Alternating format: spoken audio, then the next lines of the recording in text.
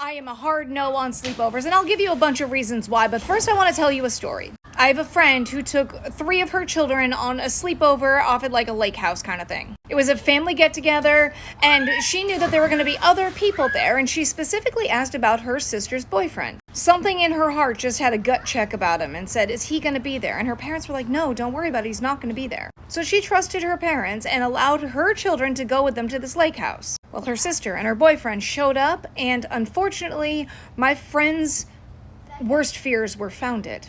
She took this story and immediately went to her parents and said, this is the story he's telling me, to which her parents denied. She was like, I'm not asking for permission on whether or not this happened. I'm telling you this happened. Like, I believe my son. Like, I'm going to police. I'm just telling you I'm going to police. She ended up going to police, but because there was not enough evidence and there were no witnesses, no charges were pressed. The only thing that happened was a letter was put in this man's file, and the sister went on to marry him.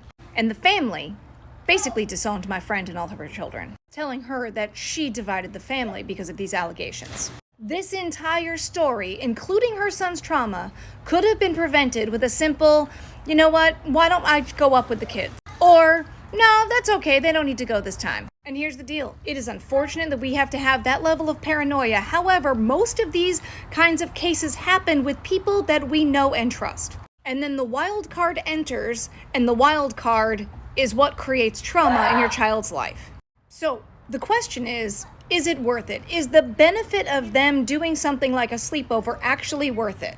Because in my opinion, the only thing that you're missing out on by not sleeping over is being unconscious at somebody else's house. What we do in our family, or we call them half sleepovers, where basically you stay over until like 9 o'clock and then we go home. So you can watch movies, you can play games, you can do sleepover-y kind of things. Now, can bad things happen before 10 o'clock? Of course they can. All we're doing is mitigating risk. But we shouldn't live with the impractical goal of eliminating all risk. All we're doing is eliminating the risk that we can. Mitigating risk to the point we still give our children experiences, however, without putting them in potential of harm's way. Now, in my family, we do not do sleepovers until you can drive and have a car there, because if you have a car there, you can escape any potential hazardous situation. Plus, if you are trusted to drive a car, you are trusted to be able to keep yourself safe, and we give you the ability and the education to know how to do that. And there are people who are like, that's sheltering your kids, or that's being a helicopter parent, but I don't think it is. I'm not eliminating the experiences they can have during a sleepover, like going over and playing late at night and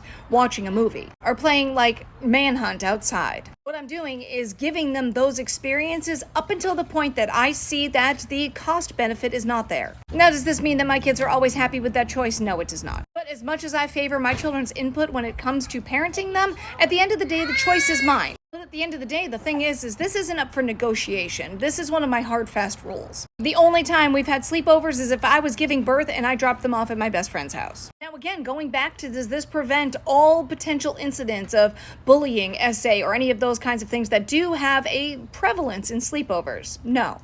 We have 24 hours in a day, which you're only eliminating 8 hours of risk. Which means you still need to educate your children on how to guard themselves, and let them know safe people, not safe people. Let them know what grooming looks like. You yourself need to know those things so that you can be aware of the people who just seem to be too familiar with your family. You need to teach your kids that no is a complete sentence. You need to make sure that you yourself know that no is a complete sentence. You don't need to justify why you don't do sleepovers.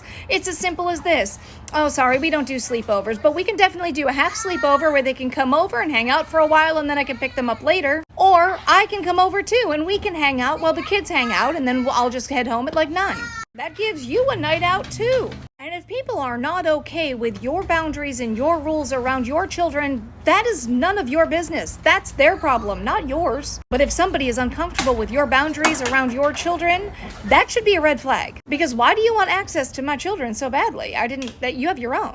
Now, if you evaluate all the things that I said and you still choose to do sleepovers, that's fine. That's on you. I'm not here to tell you how to parent, but I am here to tell you how I do. But for me, I don't see as much of a benefit. Like, I don't feel like you're really missing out on anything. And I know everybody's going to ask what my exceptions are. And my exceptions are, if I'm giving birth, they can stay somewhere else. But otherwise, if they're staying somewhere else, I'm staying with them. And what about grandparents' house, aunt's house, uncle's house, cousin's house, whatever, all the other exceptions? That's up to you. It is easier for me if I say no across the board. It is easier for me because I do not have to justify allowing it at one house and not at another person's house or having any awkward conversations. I just say no. And that's easy for me because I don't really have any family around here to allow that anyway. But if I did, the rule would be the same. And remember, I'm not telling you no sleepovers. I'm telling you why I don't have any sleepovers. Do some research on people who are yes sleepovers and no sleepovers, because there's a lot of mental health experts that are definitely no sleepovers. Look, you can't shield your kids from everything. There are going to be things that happen outside of your control, but for the portion of things that you can control, that's in your hands to make the choices. Balancing the wild cards in your kids' lives while also giving them a robust childhood experience is never easy, but there is a balance for each of us in the way that we parent our own children, and only we know what the right choice for our kids is.